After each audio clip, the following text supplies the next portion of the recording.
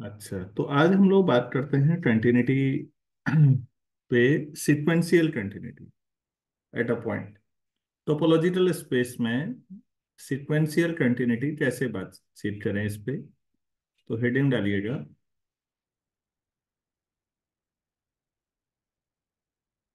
Sequential continuity.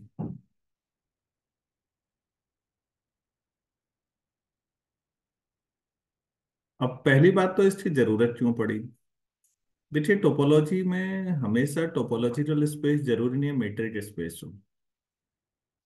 जब आप metric space पढ़ते हैं और उसका पर्टिकुलर केस रियल एनालिसिस पढ़ते हैं, तो आप कहते हैं कि कोई सीक्वेंस है एक्स एन, और ये सपोज एल पे कन्वर्स कर रहा है। तो इसका मतलब है for every epsilon greater than zero there exist some M, मान लो कोई नेचुरल नंबर, सच दैट उसके बाद एक्स एन और एल का जो डिफरेंस है वो लेस देन एप्सिलॉन हो जाएगा। This will be less for every n greater than equal to M. ऐसा था ना रियल में यस कन्वर्स। सर। लेकिन ये जो मॉड है ना, ये कहीं ना कहीं मीट्रिक का सेंस देता है कि इनके बीच की दूरी एप्सिलॉन से कम हो जाएगी। तो दूरी का सेंस तो मीट्रिक में आता है। अब प्रॉब्लम ये हो जाएगी कि मीट्रिक अगर topology in general topological space का तो मीट्रिक होना जरूरी नहीं है। हाँ, मीट्रिक है तो अब तो टोपोलॉजिकल स्पेस हमेशा ही हो। लेकिन तो टोपोलॉजी में कैसे कंटिन्यूटी पे बात करें, तो इसीलिए फिर इस अप्रोच के बारे में सोचा गया। तो किसी पॉइंट पर अगर कंटिन्यूटी पे बात करनी है तो ये वाली अप्रोच पे अब हम लोग बातचीत नहीं कर पाएंगे। तो फिर कैसे करेंगे। तो देखिए प्लीज, मैं दो टोपोलॉजिकल स्पेस ले ले रहा हूँ, और ये कन्वर्जेंस था। ऐसे ही कंटिन्यूटी में भी यही दिक्कत है। वहां भी आप एक्स माइनस ए मॉड, और जब आप लेते हैं लेस देन डेल्टा, तो जब मॉड का सेंस जहां भी ले रहे हैं हम रियल एनालिसिस पढ़ाते समय या मीट्रिक में भी, तो प्रॉब्लम है। तो टोपोलॉजी में बिना मॉड के काम करना है। तो मैं मान लेता हूँ, लेट दो टोपोलॉजिकल स्पेस हैं, एक्स ट्रोमा टाउ वन एंड वाई ट्रोमा tau two be two topological space.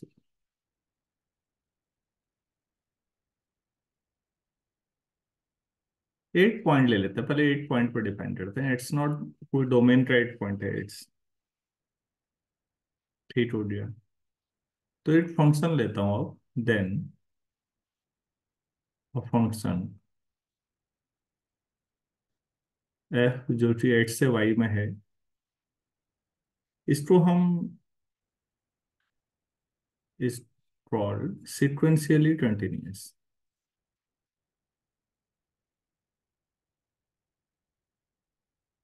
Sequentially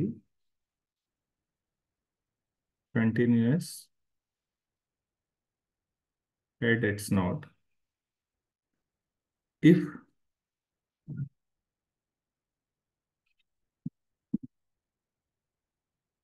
every sequence, कोई भी सीक्वेंस ले लें आप, कोई भी every sequence x in x जो कि एक्स पे कन्वर्स कर रहा है, converging to x naught, converging to x naught, अगर द सीक्वेंस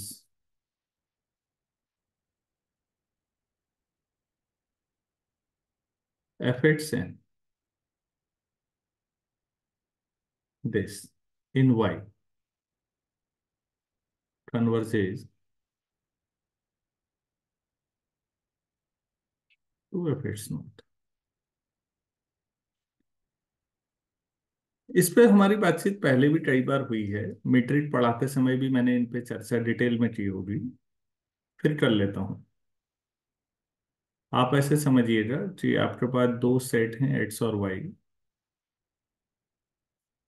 इनके बीच एक फंक्शन है f।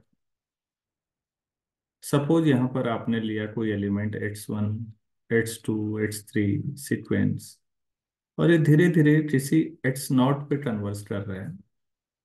तो ये कह रहे हैं कि भाई इनकी जो डोमेन के एलिमेंट है, इमेज तो होगी होगी, तो कहीं पर fx1 होगा, कहीं fx2 होगा, एंड सो ऑन, और कहीं पर fx नॉट भी होगा।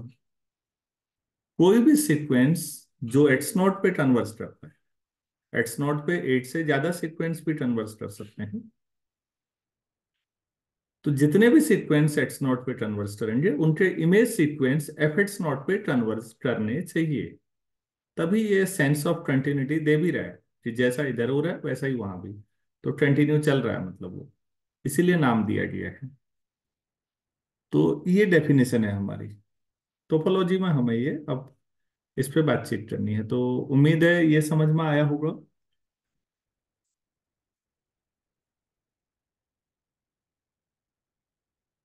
हाँ, good morning. Sir. Yes sir. Hello. Yes sir. तो ये हमने पढ़ा कि 8 पॉइंट पर कंटिन्यूटी का ये तरीका है, अगर हर पॉइंट पर भी ऐसा हो रहा है तो हर पॉइंट पर कंटिन्यूअस हो जाएगा। तो अब इसको प्रूफ करते हैं। ऐसा कहीं मैंने सिक्वेंशियल अप्रोच में कराया था आप लोगों को? यस सर कराया था। कहाँ पर? हम्म, प्रूफ सर बच्चों को जहाँ पे आपने एग्जाम के लिए कंटिन्यूटी मिलेगा ऐसा डिफाइन करी प्रूफ थी ना, अगर है? जहाँ पे आपने चार तरीके से कंटिन्यूटी डिफाइन करी, प्रूफ अच्छा, नहीं था, खाली समझाया था। समझाया था ना? Yes sir. तो करा देते हैं फिर प्रूफ इसमें। चलिए, कोई दिक्कत नहीं, वहां समझाया होगा, ठीक है, वो भी जरूरी था कंटिन्यूटी पे। तो हम ये दिखाएंगे कि कोई भी आप, एक्चुअली नेबरहुड ही लेना होगा यहाँ पर भी। मैं ऐसे समझा देता हूँ आपको, we will show that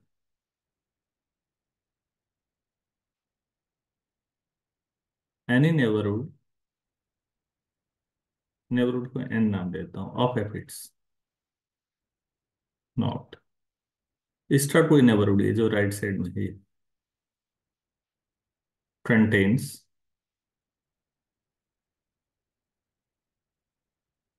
almost all the term, almost all the terms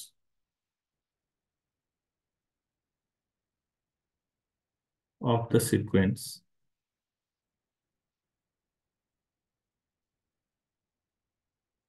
F x one f x two ना, ये वाला।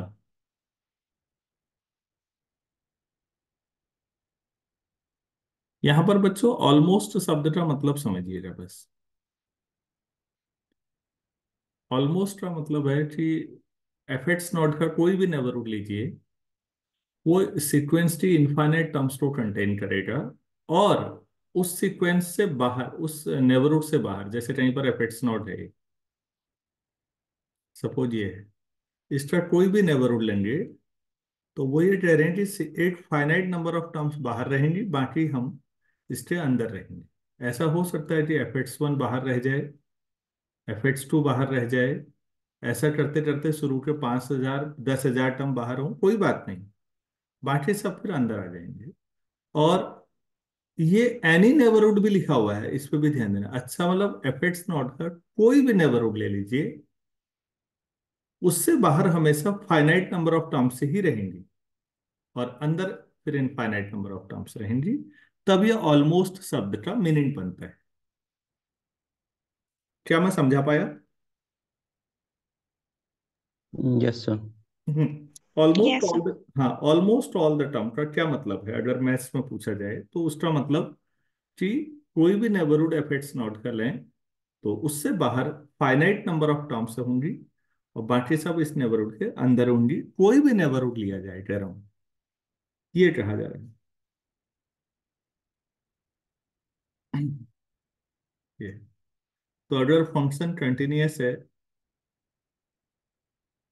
तो ये वाला तरीका है, ठीक है। हाँ, थ्योरम में मैं ये कहना चाहिए था मुझे कि अगर फंक्शन कंटिन्यूअस है तो सिक्वेंशियल कंटिन्यूअस भी होगा, सिक्वेंशियली कंटिन्यूअस भी होगा। बल्कि ये तो डेफिनेशन मैंने कर दी, तो थ्योरम में आप ऐसे कर लीजिए, continuity implies sequential continuity. Actually सब एक ही चीज है, तो पहले इतना दिखाइए। कंटिन्यूअस है आप मान के चलेंगे, तो सिक्वेंशियल कंटिन्यूटी हम दिखाएंगे। तो अगर कंटिन्यूअस है तो सपोज मैंने ये नेबरहुड मान लिया एन, एफ इट्स नॉट है, ये नेबरहुड है और फंक्शन कंटिन्यूअस है, तो इसका जो प्री इमेज आएगी, सपोज उसको एम मान लेते हैं, तो ये यहाँ एक्स में ओपन होगा, अगर वहां एन ओपन है तो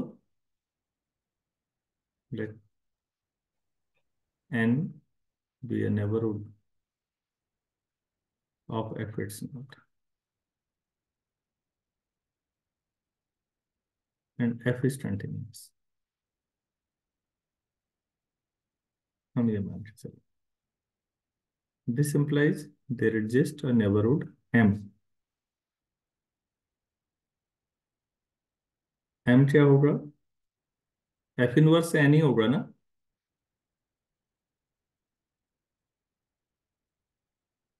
लो, ठीक है, जो नेबरहुड m होगा वो किसका नेबरहुड होगा, एक्स नॉट का। Yes, sir. Is open in x, continuity की डेफिनेशन से ये एक्स में ओपन सेट होगा। अच्छा, अब हमारे पास कंसेप्ट ये है कि जो एक्स नॉट है वो एक्स पे एक्स नहीं, sequence x n x not पे कन्वर्ट कर रहे हैं। Given sequence x n converges to x naught, that is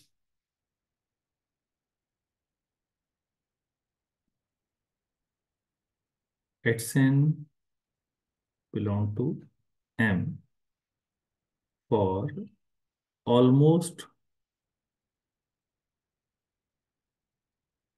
all xn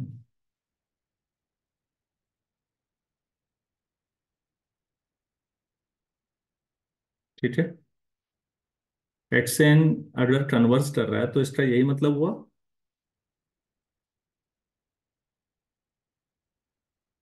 तो xn अगर m पे जा रहा है तो एफ एक्स एन कहाँ जाएगा, एन पे। एफ ऑफ एम, तो f x n belong to f of M क्या है, अभी क्या लिखा था एफ पिछले पेज इनवर्स में, एन। एफ इनवर्स एन, तो f x n belongs to N for almost all f x n, तो अधिकतर सब इसी पे जा रहे हैं, तो इसका मतलब क्या हुआ,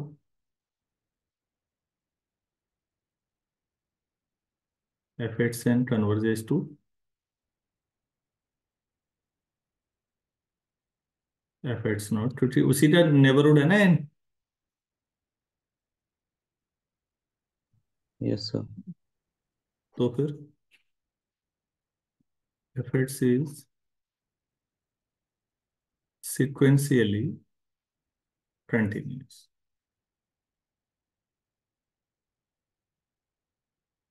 एट एक्स नॉट। तो फंक्शन कंटिन्यूअस है तो सिक्वेंशियली कंटिन्यूअस भी होगा, इसमें कोई डाउट नहीं है। आप इसको सिक्वेंशियली कंटिन्यूअस है तो क्या कंटिन्यूअस होगा, आज इस पे आप बातचीत करेंगे, बल्कि ज़्यादा अच्छा रहेगा कि कोई अगर आप चाहे कहीं से भी पढ़ें, किसी अच्छी किताब से पढ़ें, यूट्यूब से, गूगल से, मुझे ये बताएंगे कि भेजिएगा कि सिक्वेंशियली कंटिन्यूअस फंक्शन का कंटिन्यूअस होना जरूरी है या नहीं। आधा काम मैंने किया है, आधा आपके लिए छोड़ा है। अब मैं आप लोगों को जो नेक्स्ट कंसेप्ट बता रहा हूँ वो है होम्योमॉर्फिज्म।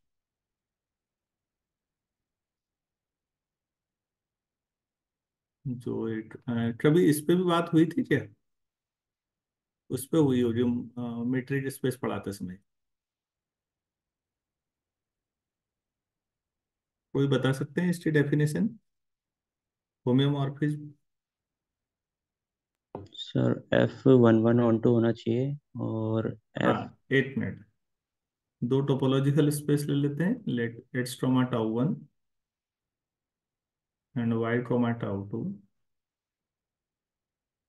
with two topological spaces, and f is a function from x to y. Then f is uh, sir 11 on 2। होम्योमॉर्फिज्म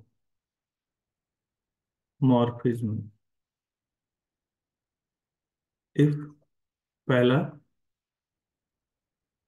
f is 1 1 and on 2 till bijection on 2, second sir F continuous होना चाहिए X से Y में। f x to y is continuous। Sir F inverse Y to X में continuous होना चाहिए। f inverse जो होगा इसका, जो इनवर्स आएगा, इज कंटिन्यूस। ये भी कंटिन्यूस होना चाहिए। इसको कई लोग कई किताबों में ना ऐसे भी लिखते हैं, T1-T2 कंटिन्यूस, मतलब पहली टोपोलॉजी से दूसरा, तो फिर ये हो जाएगा T2 डैश, माइनस नहीं है, डैश है, T1 कंटिन्यूस। इस तरह से भी लिख सकते हैं। फंक्शन कंटिन्यूस है, फंक्शन का इनवर्स भी कंटिन्यूस है, और फंक्शन बाइजेक्शन है, तो तब आप कह सकते हैं कि इस तरह के स्पेशल मैपिंग को होम्योमॉर्फिज्म कहते हैं। और या फिर ऐसे भी कह सकते हैं, देन एक्स एंड वाई जो आपस में हैं आर होम्योमॉर्फिक। और what does it mean by homeomorphic? तो इसको टोपोलॉजिकली इक्विवेलेंट भी कह सकते हैं। जैसे होमोमॉर्फिज्म में बच्चों अलजेब्राइकली इक्विवेलेंट होते हैं, अलजेब्राइक प्रॉपर्टी सेम होती है, यहाँ टोपोलॉजिकली इक्विवेलेंट। तो दो टोपोलॉजिकल स्पेस अगर होम्योमॉर्फिक हैं तो उनकी टोपोलॉजिकल प्रॉपर्टीज लगभग एक जैसी ही चलेंगी। तो ये आपके पास टोपोलॉजिकल इक्विवेलेंस की बात है। यहीं पर मैं ओपन मैपिंग बता देता हूं आपको, या ओपन फंक्शन। ओपन मैपिंग का मतलब क्या है, पढ़ा हो किसी ने तो बताओ यार। एफ वही एक्स से वाई इज ओपन मैपिंग अगर if image of every open set of x, every open subset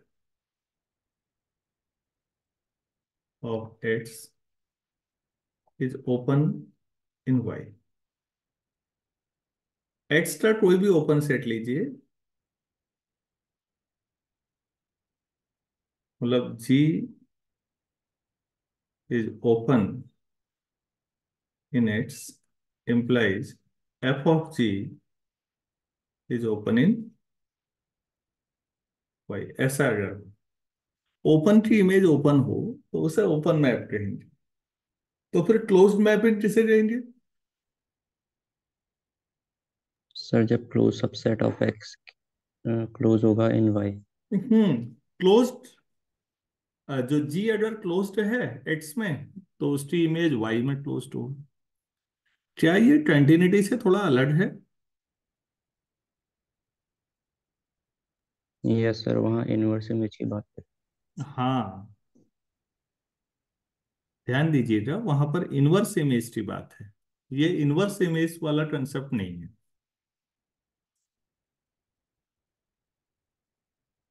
यहाँ पर इसमें ओपन मैप जो है, बस मालूम होना चाहिए कि अच्छा ऐसा है कि ओपन मैप डिस्ट्रीब्यूट रहते हैं, क्लोज मैप डिस्ट्रीब्यूट रहते हैं।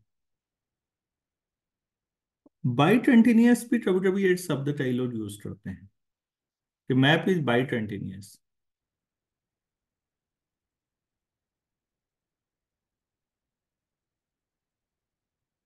इसका मतलब एफ जो एक्स से वाई में है, ये तो ओपन है और कंटिन्यूअस है।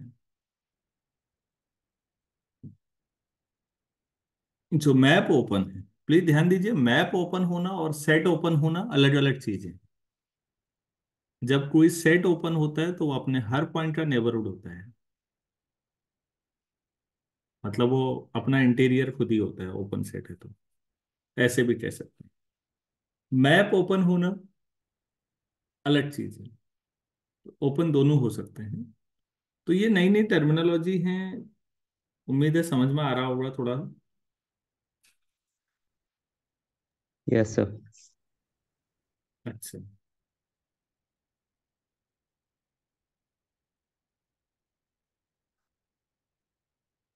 टोपोलॉजिकल प्रॉपर्टी क्या होती है, हम थोड़ा सा इस पे बात करते हैं। हेडिंग डालिएगा टोपोलॉजिकल प्रॉपर्टी, जिसको कहेंगे टोपोलॉजिकल प्रॉपर्टी। इसके और भी नाम है, पहले एक नाम दें। अ,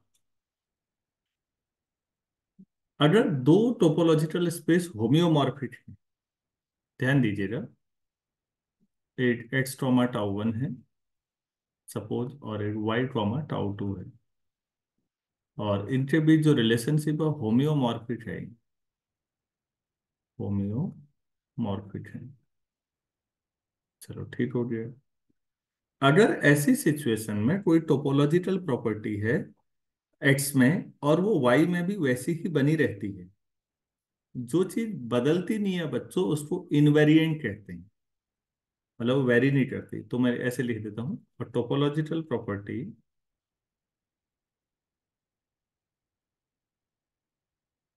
is one which remains invariant, which remains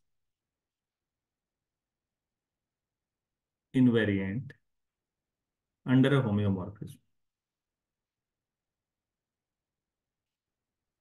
under a होम्योमॉर्फिज्म।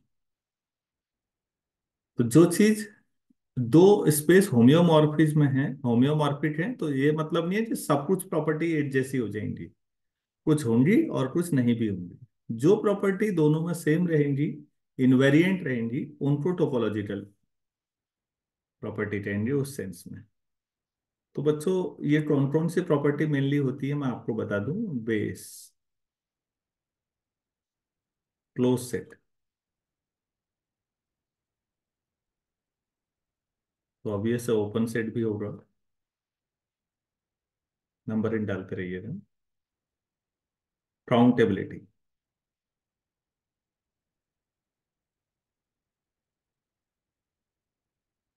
ये टोपोलॉजिकल प्रॉपर्टी है। कुछ और भी हैं, इनमें कई सारी प्रॉपर्टी हैं। आप अगर आगे आप पढ़ेंगे लैंड लॉ ऑफ स्पेसेज, तो लेकिन मैं सोच रहा हूँ कि इतना ही काफी है,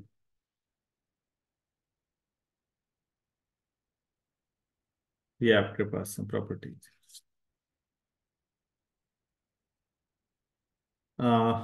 जो प्रॉपर्टीज, ध्यान दीजिए, जैसे सेट के पॉइंट्स पर, सेट के पॉइंट का मतलब समझते हैं अब आप लोग, यस सर, सेट के मेंबर्स। और ओपन सेट्स पे डिपेंड करती हैं, वही टोपोलॉजिकल प्रॉपर्टी हो पाती है। बेसिकली ये ध्यान दीजिएगा, सेट के मेंबर्स को पॉइंट्स कहते हैं। मैं रिपीट कर रहा हूँ, जो प्रॉपर्टीज हमें, हम आगे को गौर करेंगे कि आखिर कौन कौन सी प्रॉपर्टीज हैं जो टोपोलॉजिकल हो सकती हैं, जो इनवेरिएंट रहती हैं। तो जो प्रॉपर्टीज सेट के पॉइंट्स पर और टोपोलॉजी के ओपन सेट पे डिपेंड करती हैं, वो टोपोलॉजिकली इनवेरिएंट रहती हैं होम्योमॉर्फिज्म में। तो होम्योमॉर्फिज्म में वो प्रॉपर्टीज इनवेरिएंट रहती हैं जो सेट के पॉइंट्स और टोपोलॉजी के ओपन सेट पे डिपेंड करती हैं।